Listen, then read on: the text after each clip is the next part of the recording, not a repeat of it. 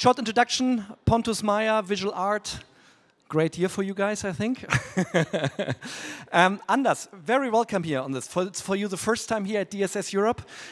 You're new at the helmet of Zeta Display for half a year now almost, right? Yes, my 7th month. Yes, I feel very welcome. Thank you very much. Great industry to join. Welcome. Yeah, it's very different to the industry you're coming from, but it's exciting. Manlio Romanelli is president from M-Cube, you all know him, and Ignacio from Trison. Trison. Ignacio, I want to start with you. Everyone will see it tonight when we hand out the yearbooks. No surprise, Trison is the biggest digital signage pure play integrator in Europe. Congratulations to that. And you reached one really important threshold. You last year got more than 100 million euros revenue. That's quite remarkable. So how was the year for you, and what's the recipe of success for Trison? Yeah, the thing is that we in fact we had a very good year. We reached we closed over 100 million, and the growth was 25% compared with the last year. So it's a quite remarkable number, no, and a remarkable figure. The secret is to become a global player, no. So that's the only secret is that we were delivering to our customers. Most of our customers are global, and we are delivering literally globally, no, all over the world. So maybe it's the secret sauce. I think we need to explain a little bit, because most people know Trison, as, obviously in fashion, but you're, at least you claim that you believe you're the largest integrator, most important integrator for automotive, right? And also luxury. And I had a chance to travel with Ignacio and some of you of the industry to Saudi Arabia and Dubai last fall. And we visited a Rolls-Royce dealership. And I can tell you that that's a different world, especially in Saudi Arabia. They told, I think, the most successful Rolls-Royce dealership, right? They're selling, dozens of these cars, and you put a lot of screens there. But even at the Rolls-Royce dealership, screens are just, icing on the cake. The car is in the center of the attention. Good. Manlio, you also did a few one add-on acquisition last year in the Netherlands. So how was 2023 for M-Cube? Thank you, Florian. Yes, we had the acquisition of a Notice Group. Went very well due for the high level of the management team internally. This is one of the most important challenges when you run an acquisition, because, of course, many times if the entrepreneurs are in the company, they need to convert themselves to a managerial role.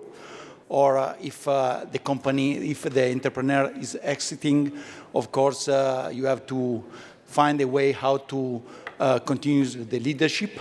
And in this case, there are already very good managers inside, so we were lucky for this.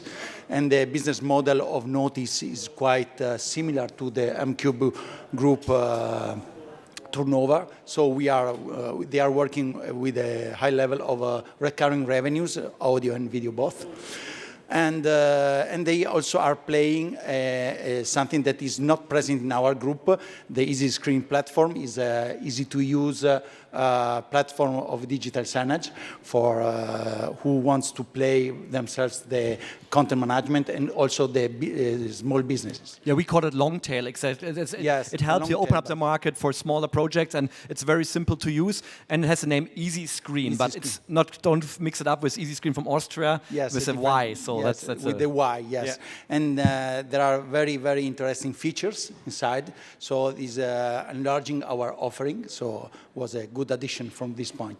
For the rest, the company continues to grow, fortunately. The luxury sector and fashion is a little bit slowing down, as we all already know. But the other sector, and especially QSR and automotive, is continuing to grow, fortunately. So this is replacing a part of a turnover. But the recurring is continuing to go. So also if there are a slowdown in new installations, the recurring revenues is a very strong pillar in our turnover. I had the pleasure, Manlio and Ignacio, to had your China people on my panel 3 weeks ago at our conference in Beijing. And maybe some of you don't even know, both of them have really strong, operations in China, mainly for luxury historically, also, for Inditex and everything you have there. And for me, it was fascinating to get insights how different the Chinese market is. You know that, but it's so different, and they're so much faster. And and your people told me, Florian, forget about everything you see in North America, Europe about speed. It's just like if somebody calls a few minutes later, they just the screen's already there. It's no choice, no chance for us to compete there. So you're really doing selective luxury brands there, and I also know you're doing like duty free and everything, DFS and things. So really interesting project. It's more the experiential ones, more the smaller luxury flagship stores, not so much the big ones. But it's an important part of your business, right, for both of you, right? Yeah, no, definitely.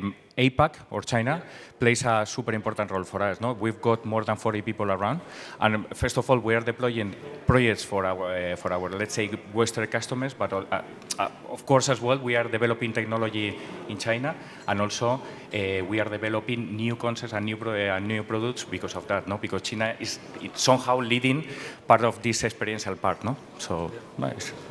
Yes, it's very important to be present there properly to support the European customers mainly, of course, because with Chinese brands it's not so easy to work. But anyway, the market is huge, so and also they are impacted more or less by a crisis. The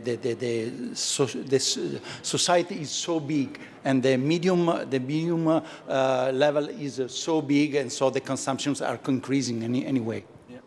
Anders, I introduced you already briefly, but still we have to say a few words. So, because you took over in September? October. Yeah, end of October. And I, as an outside person, I'm not from Zeta, so I only see from the outside, but obviously we follow a lot, what you guys are doing. It was quite a turbulent year, to put it this way. I mean, basically, the whole management more or less was replaced, and you started as a new CEO. So, can you tell us a little bit where you currently are and how things have changed at Zeta? Yeah, I can do that. No, I came in, this is my 7th month into the company. I think last year was a year of change. Beginning of the year, we got approval from the board on our 24 growth transformation plan, and that's built on 4 pillars. So we're driving operational efficiency, and we're also scaling ourselves to become a larger player and handle bigger customers and bigger growth. That's important. We're also driving leadership. So a lot of the new people we brought in has higher leadership. When you grow, you need leadership capabilities to make that happen. And also culture, having a winning culture. So we're really sharpening that. Third pillar is about investing more in our platform and our software. That's going to become an even more critical component for the future. And the fourth one is growth. Driving growth, focusing even more on customers, both organically and through acquisitions. So we've done 2 acquisitions probably the last 6-7 months or so. Yeah, Peak Media in Austria and Beyond Digital in UK a few weeks ago, right? Yes, correct. Super happy. I mean, Louise is here and her team from Beyond, so super happy with that. I mean, new family to the company, and also Austria. So we have a say that's called 1 + 1 = 3. How do we create more value together? How do we leverage, the company we buy, their assets, their strengths together with our strengths? So that's going to help us to drive growth as well this year. Anders, you're coming from the telco industry, right? If I could remember correctly, or at least not the digital signage industry. That's telco, IT, and also SaaS industry. SaaS, okay. So after half a year, what are the biggest surprises for you? What didn't you expect the digital signage industry to be? Well, I didn't know the industry at all. I mean, coming in here, my reflections after 6 months, it's a growth industry. Yep. It's an industry that's rapidly changing from many different directions, which means that strategy is becoming more important. The acceleration of consolidation is interesting. That's happening now, and it's going to accelerate even more. And then I think it's a quite a mature industry, even though it's been here for over 20 years, as I understand, because there's a lot of smaller players that are growing up, and at the same time, the big enterprises are taking their IT requirements and pushing on to us. So we got to become more professional in how we serve those customers. Yeah. But I'm great to be part of this industry. Feel very welcome, and happy to be here. Well, great to have you here. Last but not least, Pontus. We have number 1, number 2, number 3 in the market. So we are now coming to visual art. Pontus, also very exciting year for you. Not so much personal changes. You're still the same person on board. But you have managed to launch your completely rewritten software. It's 75,000 or 73,000 licenses almost. And you also reintroduced retail media, put it mildly, because historically there was already, the visual art. So how was the year 2023 for you? Thank you, Florian. I mean, this is our two big topics in the company, of course. I mean, our new Signage Player platform, it was a big investment for us. We have been working for that new platform for 3 years, and it's completely new back-end, cloud-native infrastructure for becoming a global software provider. And that was launched April. And now we have migrated the majority of our clients, and the rest will follow this year. And the new thing with the platform is also that we will, for the first time, open up for a software as a service through partners in regions that we are not present. So that's a new era for visual art. We have never worked with partners in that way before. And if you take retail media, it's a big topic. I can't stand here for a long time talking about that. I heard earlier talking about digital out-of-home and retail media. For us, it's not the same. It's two different things. And also for us. Yeah, and I totally, and I for sure see that brand budgets are moving into retail media channels. Since we disrupted the out-of-home business in the Nordics with digital out-of-home. They built the largest digital out-of-home network in the Nordics in the past. We handed it over and sold it to Ocean. They're doing the great work. Now they also established themselves in Germany. We are going to focus on retail media, and we are doing it today. And we have, I mean, the media agencies, brands, they are contacting us every week. They want to spend money in these channels. And so we are doing it right here, right now, to be honest. At the same time, we are, of course, building the tech capabilities to make it programmatic and data-driven and so on. But at this point, the targeted advertising into the retail space is driven by the brands. They want to invest in this because we can show them a return of advertising spent money, which digital out-of-home have problems doing. So they see a big value in advertising in the retail channels. Also in store, not only on site and off site. Interesting, interesting. Yeah, it's fascinating how everything comes back. Huh? You disinvested, in retail media and digital out-of-home, and now it's part because e-car is such a core for you for many years, and you have expertise there. All four of you, you're all quite active in expanding across Europe.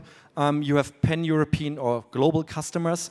So when you look at your organization, what part of the organization makes sense to have centralized at your head office, and where do you need to have people on the ground? I assume sales, content or so. Anders, you want to start? Of course. Sorry. I mean, for being a full service provider, you of course need to be local. I mean, you need to have that. We believe in decentralizing the company in that sense for the full service part. But okay, then as a software provider, you can probably be more centralized. But we were trying to be local in each market. Anders, I know at Zeta you really tried also to standardize the service catalog, right? Having similar services, same prices, or at least to make it easier to manage across all countries. Is that something which is really helping you to have a more efficient organization, or what are the levers?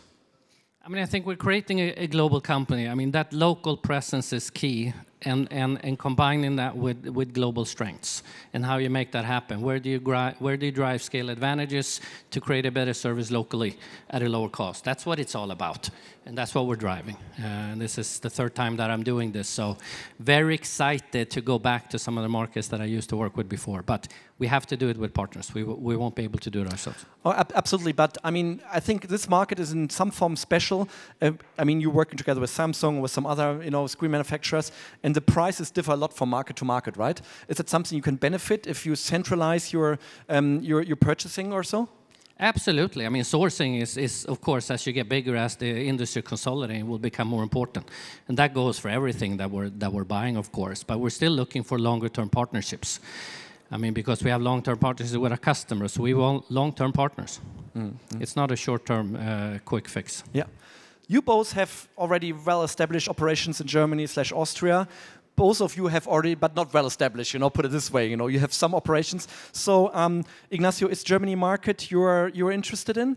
Yeah, we are super interested on that. We will, let's say, consolidate our presence in Europe and in the DACH region is a priority for us. Also, we are moving to the US, so North America is also a strong priority for us this year. And of course, APAC and Middle East, we are growing, and also we will put efforts. But I will say that North America and Europe, we will consolidate our presence in both regions. No? What is the fascination with North America? All of you, everyone, all of you standing here, and when I talked with you privately, everyone said, "Oh, we want to go to North America. We need to go. It's such a big market, so great." And then I've Rick here from CRI, says, "Oh, Florian, we have, dozens, hundreds of small and smaller integrators who are struggling because the US is so big." Do you really think you can also win business there, or is your main goal in the beginning just to service your existing customers also in North America? Of course, serving our customers, this is the first point. But I think that we have evolved, and talking about it, all of us, we have evolved during the last, say, 5, 7 years, 8 years. We have evolved quite a lot in Europe, no? Yeah. And I think now we are ready to jump. You're ready to cross the ocean. And to face the US market, honestly speaking, and it's plenty of opportunity. It's huge. No, just the US is like Europe, no? So yeah. For us, it's funny because we have so many North American companies asking us, they want to come to Europe. All of the top European players want to go to America, so it's going to be interesting in the next 2-3 years who's going to make it. The only thing we see, the market are in many ways very, very different. The technology approach and the coast areas is different. East and West Coast, it's quite similar, but the vast majority of market is much less developed in regards to data-driven things. And as we do these conferences around the world, especially American integrators often approach us say, well, the stuff you're doing in Europe is much more sophisticated. Retail media. I attended a big retail media conference in New York a few months ago, and everyone said, Europe, you're 3-4 years ahead of what we are doing because we're still, if you go to a Walmart or so, there's no experience there. It looks awful. It's very different here in Europe. So I think European integrators can bring a lot of know-how and knowledge and experience to North America, but the question is, are customers already ready for that, and are they willing to spend money? But we will see. That's definitely the case. You have your own software, and Manlio, you have 3-4 different softwares in your house. Do you also use your software in Asia Pacific and North America and these places, or is there a global software approach from your side? Yes, of course.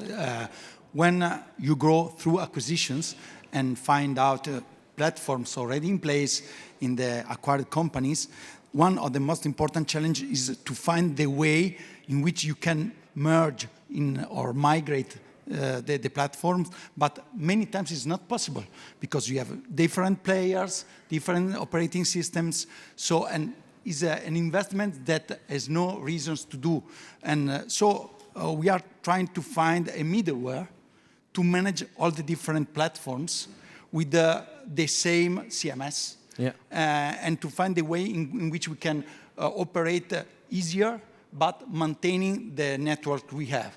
I think it is a challenge for everybody and it will be more important in the future because in the consolidation of the market, this is one of the first topic to manage when you acquire a new company.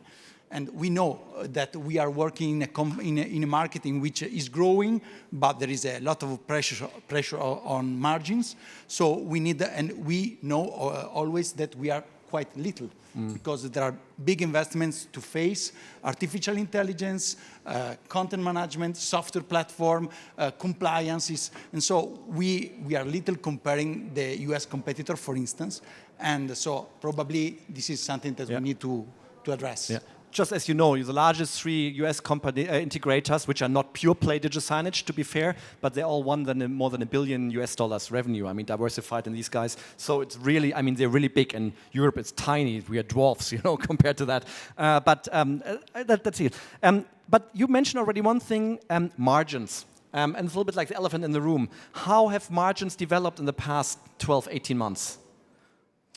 Surely the margins, depending from the dimension of the tender, because many big tenders are coming up. And of course, the margins are under pressure, but also there is the opportunity to scale costs and also to put in place new processes, new procedures that you can use also for other customers. So it's a double way in which you can see the pressure on margins. You are also pushed to work on cost scaling and new processes. Anders, do you see big differences between your national organizations or the markets? Can you achieve higher prices in Sweden, your home market, than in Germany or in UK or so? Or is it pretty much one European? No, pricing? I mean, this industry is still very local. That means that there's very local conditions, local opportunities to do that. The trend is that is becoming more and more regional and global. And of course, the bigger enterprises, they are more and more getting involved. Sourcing departments are getting more involved. They want us to standardize pricing more and more. So that's a natural evolution of the industry. And of course, that puts pressure on the margins. And it puts pressure on us to leverage scale more. But that's where this industry is going. So there's nothing strange with that. Do you see new competition through IT integrators or new guys coming in the market who pushing really managed services? Is that something? I mean, many people talk about it. To be fair, when I look at tenders, I see it from time to time. But my gut feeling tells me that still, 80% of the market is not really managed service. Is that something you also see, or? Are you selling by the hour? No, not really. Or power by the hour? Not. We're not there yet, or? No, I don't really see a big change yet. I mean, I agree. I mean, everybody talks about it, and I also see some bigger Nordic IT supplier companies going into the market trying, but they are not really there so far. Yeah. Okay. We have only a few minutes left. So, where do you see your business in 5 years? You want to start? You reach the 100 million. Where will you be in 5 years? 500 million? That's a very good question for Alberto, no? That, I know. You're the poor guy now. You have to answer it. So I just go to... No, the thing is that what I was saying, no? I mean, first of all, you know that we've got new investors. They believe we didn't mention that, right? Yeah, absolutely. So you got acquired by Elgam end of last year. So the thing is that literally we started working together the first day, literally, when we were signing. So the thing is that they believe on the project, no? And they are also helping us a lot with their... I mean, this is super good to have like an outsider view, no, inside the business and so on. And the growth plans are quite demanding, no? We are also ambitious. We are humble, but we are ambitious. And the thing is that consolidate the growth that we are having in the different regions, no? And expand as well the value chain and the operations, no? Does it also mean that you will have your own software in the future? That's a very good question. As well as the margin. I mean, I'm not gonna lie. It's something that we are analyzing. Yeah. So it will be maybe part of the value chain in the next year. Let's see. You should attend the next sessions. You will learn a lot. For sure. Manlio, M-Cube. You founded M-Cube 25 years, 30 years ago. 24 years ago. 24 years ago. Where do you see your company, which you partly own, but where do you see M-Cube in 5 years? I think that probably our sector will be strongly impacted by AI. AI in customer service, AI in content production and management, AI also in all the processes to support and the delivery. So probably it means that we need to invest in this way. And I think that the market will continue to grow, but we need to enlarge our verticals because not only retail, but probably many other places in which the displays will be installed. So this is the challenge we are facing, and we think that probably we will double the turnover in the next 3-4 years. Okay. Anders, I know it's very difficult for you. You just started, but your investors are basically, I'm sure, will asking you this question. So, well, we have a vision. I mean, a vision to become a global leader in shaping the future of visual experience. And we have a plan that we're executing, both driving organic growth and continuing to buy companies. But we can't do this ourselves. So we're looking at partners helping us along the way. And of course, beyond is the latest example where we see that we're excited about the journey together. And now we're looking for more partners to help us do that. But that's our vision, and that's where we're going to go. Good. Pontus? Yeah, quite simple. 3 things. Number 1, we're going to be a global software provider with 500,000 licenses. We're going to be a full service provider and be the biggest one in Europe. And we're going to disrupt the retail media industry in Europe. Wow, that's That was clear. respect. That's a fantastic closing of this one. So I'm looking forward. I need to write this down, just to check. No, I think it's very exciting, and thanks for joining us again as every year. And the industry is really looking up to you, how you're managing and building international players, and the industry. Also, we at Envidis, we will continue to follow what you are doing, and also be your critical partners from time to tell you what we believe is good or not. But no, it's really, really great. Thank you for joining your expertise and your experience.